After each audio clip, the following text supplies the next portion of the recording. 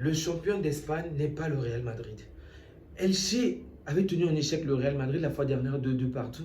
Et souvenez-vous que c'est le Real qui avait vraiment bénéficié des faveurs d'arbitrage. Sans ça, Elche aurait pu l'emporter face au Real. Contre nous, cette équipe a encore prouvé qu'elle sait jouer, que c'est une très bonne équipe, mais cela n'a pas suffi pour nous marcher dessus ou nous retenir. En tout cas, l'on s'est non seulement imposé sur 3 buts à 1, mais l'on a dominé l'intégralité de ce match. En toute sincérité, ce score ne reflète pas la réalité du match parce que le match aurait pu terminer sur un score de 7 buts à 2, 8 buts à 2, ça n'aurait choqué personne. Nous avons réussi à nous procurer de nombreuses occasions, mais nous avons été inefficaces lorsqu'il s'agissait du dernier geste. Salut les amis, j'espère que vous allez bien. Il y a de nombreuses bonnes choses à signaler dans ce match, mais pour éviter que la vidéo soit trop longue, je vais essayer d'être le plus bref possible.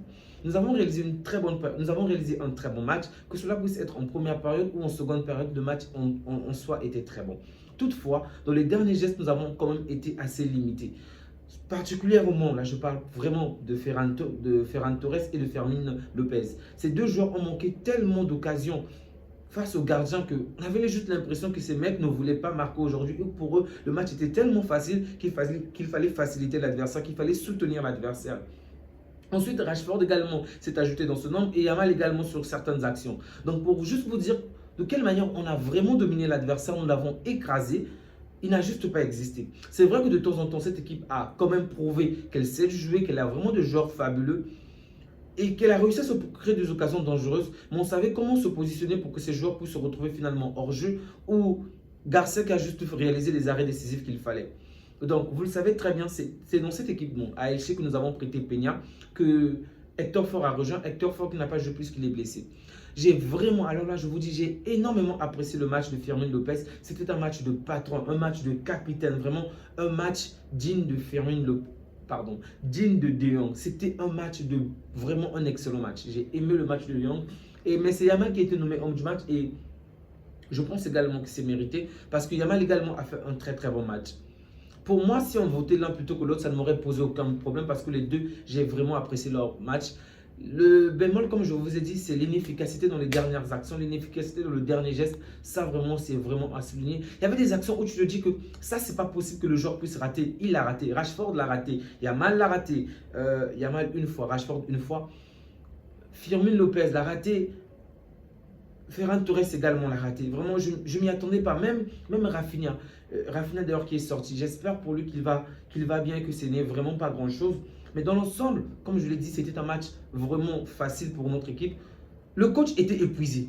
Il n'était pas épuisé parce que l'adversaire était trop fort. Il était épuisé parce qu'il ne s'attendait pas à ce que nos joueurs puissent rater autant d'occasions. Et j'ai vu la déception dans ses yeux. En toute sincérité, nos joueurs doivent s'améliorer sur ce point. L'autre point négatif de la soirée, c'est le carton jaune de De Jong à la fin du match. Les amis, si vous suivez cette chaîne, vous savez de quelle manière j'en ai déjà parlé. De Jong est très fort, il a fait un très bon match, je n'ai rien à dire. Mais comme je l'ai dit la fois dernière, je pense que lorsqu'on arrive dans les 10 dernières minutes, il est préférable de sortir De Jong. Pas parce qu'il est nul, pas parce qu'il n'est plus à la hauteur, mais parce que je ne sais pas comment ce qu'il fait. Mais dans les 10 dernières minutes, De Jong prend toujours un carton, il provoque toujours une faute. Il y a toujours quelque chose que De Jong fait qui fait en sorte que ça se termine mal pour lui. J'espère que, étant donné qu'il a eu ce carton jaune, que le match prochain, qu'il va vraiment jouer d'une manière assez limitée dans des actions pour ne pas obtenir un autre carton et donc être suspendu le match d'après. Donc j'espère qu'il va vraiment se contenir. C'est une très bonne performance, surtout lorsqu'on oublie que Pedri n'est toujours pas là. Et c'est vraiment ça le point à souligner. Sans Pedri, on a eu un jeu vraiment cohérent. Offensivement, défensivement, c'était parfait. C'est vrai, on a encore pas mal de limites défensives. Il y a encore pas mal de choses à améliorer. Mais c'était vraiment très très beau. L'alignement qui était intéressant, un excellent gardien dans les buts, vraiment on est rassuré.